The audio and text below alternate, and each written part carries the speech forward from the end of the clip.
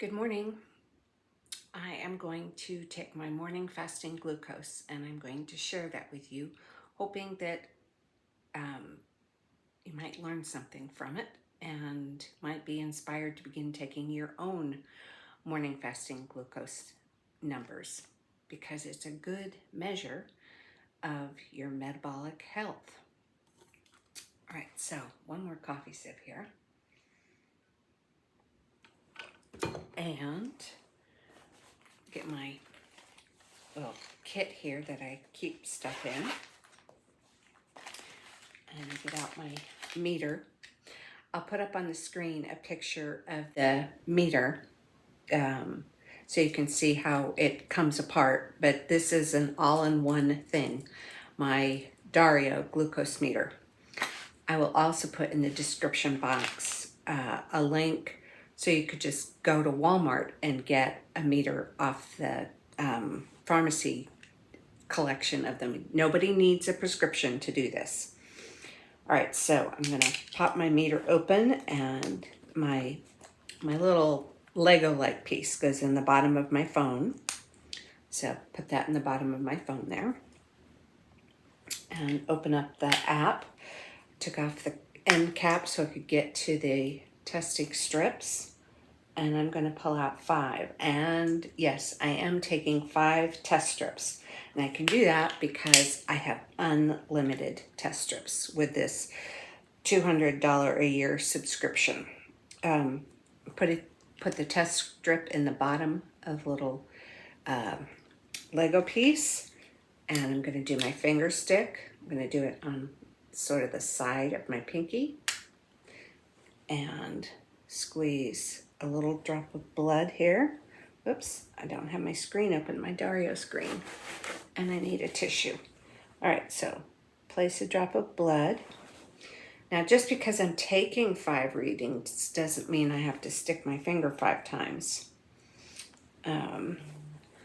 I'll take all the readings and then I will let you know the numbers and I will explain how I decide which of the 5 numbers I'm going to say is my morning fasting glucose.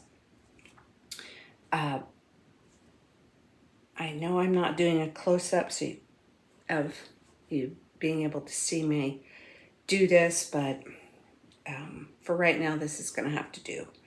I have close-ups in other videos. As a matter of fact, I will link some video options in the bottom, in the description box of this video, where you can see much more detail about using a glucose meter as a fuel gauge and a guide to managing weight and wellness overall. All right, this is the last number that I'm taking.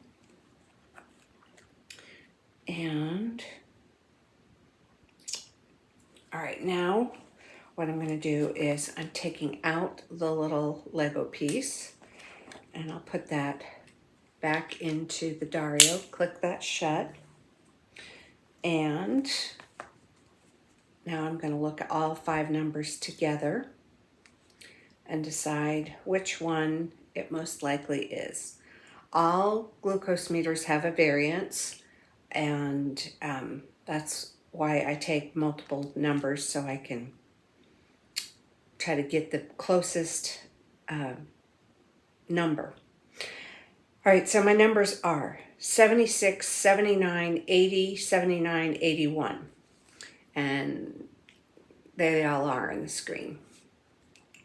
I am going to, let's see, screenshot so I can draw X's on here, edit it. I'm going to put an X over the 81, that's the highest one. And I'm going to put an X over the 76, that was the lowest one. And now what I have left are 2 79s and an 80.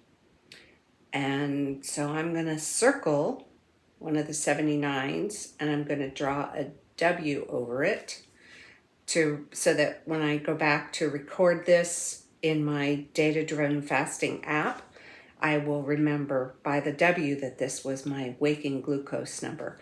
I also probably could tell by the timestamp on the side. It's 7:39 in the morning. Okay, I'm gonna save that to photos. And my morning fasting glucose is a 79. That's a very healthy glucose number. And in case you don't know what a healthy morning fasting glucose is, you will find information of a wide range of what's healthy. I'm going to put up a screenshot of what is healthy. It's this. You're going to see this in the screen in a second. And I will also link to the article that this comes out of, so you can read the article. It's from Marty Kendall of optimizingnutrition.com. But he has these numbers. Oh, and the reason there's 2 stacks of them. This one is in milligrams per deciliter. That's how my Dario reads, but I could set my Dario to read millimoles per liter, the bottom range here. They're just different styles of measurement, sort of like the British use the metric system and we use the imperial system. I think the metric system makes a lot of sense. But anyway, I live in the US and we use the imperial measurement system. So milligram per deciliter is sort of like the imperial measurement system, and the millimoles per liter is sort of like the metric. Well, it is the metric system. Okay, so the high point in the milligrams per deciliter would be having readings between 95 and 100. So that's where a lot of people fall. And then you have this right-tailed graph that over here on the end is 180. That's not a healthy morning fasting glucose. And you don't want to be over in the right tail. You want to be more over on this side of things. And so mine this morning was 79, which puts me in the 3rd bar from the left in the milligrams per deciliter reading that you can see on your chart.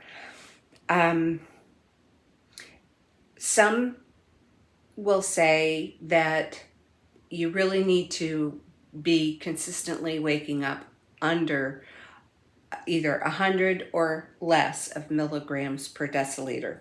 And let's see, the equivalent to that, it looks like, is 5.6 to 5.9 range if you're in millimoles per liter. If I woke up in the morning at 100 milligrams per deciliter, that would be high for me.